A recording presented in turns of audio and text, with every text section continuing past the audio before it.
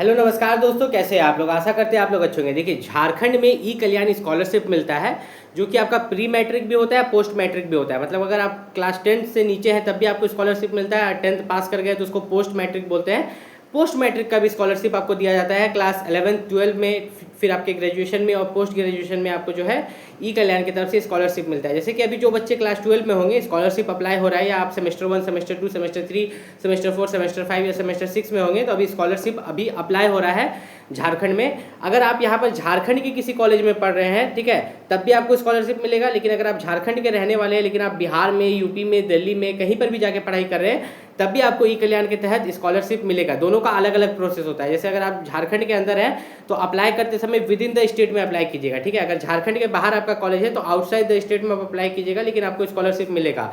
तो क्या अभी ई कल्याण स्कॉलरशिप अप्लाई हो रहा है? हाँ, अभी ई कल्याण स्कॉलरशिप अप्लाई हो रहा है, आप भी अप्लाई कर सकते हैं। इसमें दो नियम होता है। देखिए, मान लीजिए कि अभी आप क्लास 12 में है तो क्लास 12 में जो है बोनाफाइड होता है, ठीक है। 11 12 में जो है आपको आपके कॉलेज से बोनाफाइड मिलता है। आपको आपके टीचर से पता करना है, आपके एचओडी जो होते हैं उनसे पता करना है, ठीक है। अभी 11 12 का भी मिल रहा है और ग्रेजुएशन का भी जो है ई कल्याण का स्कॉलरशिप का पैसा का फॉर्म अप्लाई हो रहा है। अभी फॉर्म ही अप्लाई हो रहा है, ठीक है। आप भी फॉर्म अप्लाई कर सकते हैं और स्कॉलरशिप पा सकते हैं। 12 में मैंने देखा है कि 11th में 1500 मिलता है, ठीक है। सरकारी कॉलेज की बात कर रहा हूँ। अगर आपका प्राइवेट कॉलेज है तो उस हिसाब से पैसा मिलेगा, ज़्यादा पैसा मिलेगा आपको स्कॉलरशिप में, ठीक है।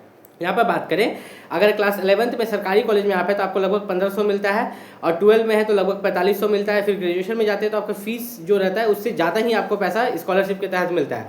तो स्कॉलरशिप में फॉर्म अप्लाई करने के लिए आपको ई कल्याण के वेबसाइट पर जाना है। ई कल्याण के वेबसाइट पर जाने के बाद आपको with in the state login कर लेना है। आउटसाइड द स्टेट आपका कॉलेज है तो आउटसाइड द स्टेट में आपको लॉगिन कर लेना है। लॉगिन करने के बाद जो खास डॉक्यूमेंट्स है जिसका जरूरत पड़ता है, जाति, निवास, आय, इसको डिकोड कर देते हैं सबसे पहले। बोनाफाइड तो आपको कॉलेज से लेना ही है, वो जरूरी चीज़ है।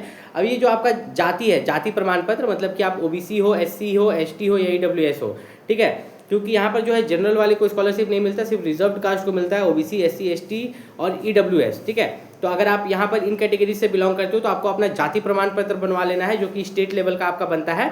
ये चीज़ आपको बनवा के रख लेना है। फिर आपका निवास प्रमाण पत्र, आप कहाँ के निवासी हो, झारखंड के निवासी हो कि नहीं हो, आपको अपना निवास प्रमाण पत्र बनवाना है। ये सब ऑनलाइन वाला, ठीक है। फिर आय बनवाना है, इनकम आप कोशिश कीजिएगा 1 लाख से कम बनवाने का। अगर 1 लाख से कम का इनकम रहेगा तो आपको पैसा जल्दी मिलता है और ज़्यादा अमाउंट में पैसा यहाँ पर दिया जाता है। मान लो कि जो बच्चा को 4500 मिल रहा है, जिसका इनकम 1 लाख से कम है, उसे 5000 तक मिलता है।